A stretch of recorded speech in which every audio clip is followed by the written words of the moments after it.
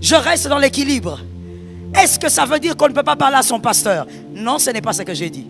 Est-ce que ça veut dire que tu ne peux pas parler à une personne qui prie, qui intercède, partager un problème? Non, ce n'est pas ce que j'ai dit.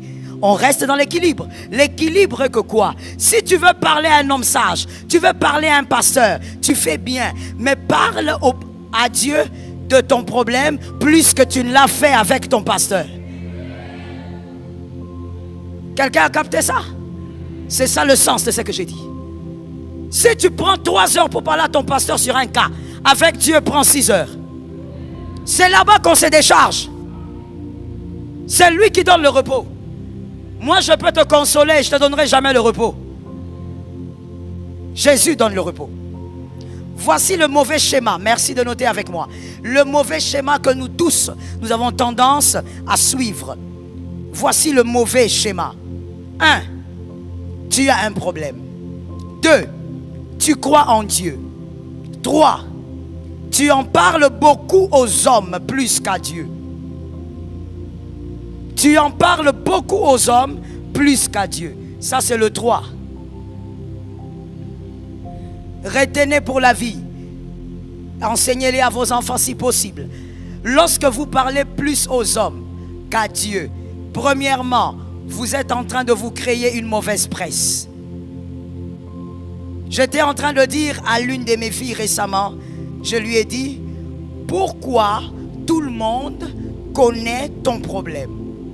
Elle m'a dit, non maman, c'est pas tout le monde, je parlais juste à 3 personnes. Je lui ai dit, lorsque tu parles à une personne, surtout quand la personne n'est pas qualifiée, c'est-à-dire ce n'est ni ton pasteur, ce n'est ni un ancien d'église, lorsque tu parles à une personne non qualifiée de ton problème, tu dois savoir que derrière cette personne, il y a au moins 12 personnes qui seront au courant. C'est ça la logique. Quand tu vas parler à une sœur à l'église, tu dois savoir que derrière la sœur, il y aura au moins 10 personnes qui connaîtront ton cas.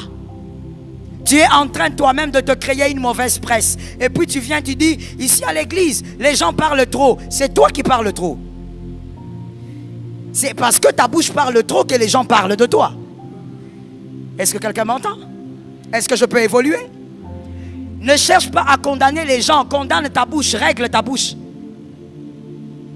Si tu n'avais pas parlé, est-ce que les gens allaient parler? Alors arrête de critiquer les autres. Le problème c'est toi. Pourquoi tu es allé raconter ton affaire aux frères de l'église? Non, j'ai vu que les frères là avaient le zèle. Et retiens bien pour la vie. Le zèle n'est pas l'éducation. Je reprends la phrase pour celui qui dormait. Le zèle n'est pas l'éducation. Parce que je veux peut-être te choquer, mais c'est la vérité. Lorsque quelqu'un ne sait pas se taire, il parle de tout, il parle tout le temps, il parle même trop. Il faut savoir que c'est une question d'éducation. Quand il était petit, on ne lui a pas dit que des fois il faut te taire. Même si tu as à dire. On ne lui a pas dit ça. Alors il a grandi légumes. Quand il voit la bâche, il parle. Il voit la colonne. Il voit les marches. Il voit la peinture noire. Tout ce qu'il voit, il doit. C'est l'éducation. Maintenant tu es là à te plaindre. Pourquoi on parle de moi? Si tu ne veux pas qu'on parle de toi, commence par régler ta propre bouche. C'est ta bouche que tu dois régler.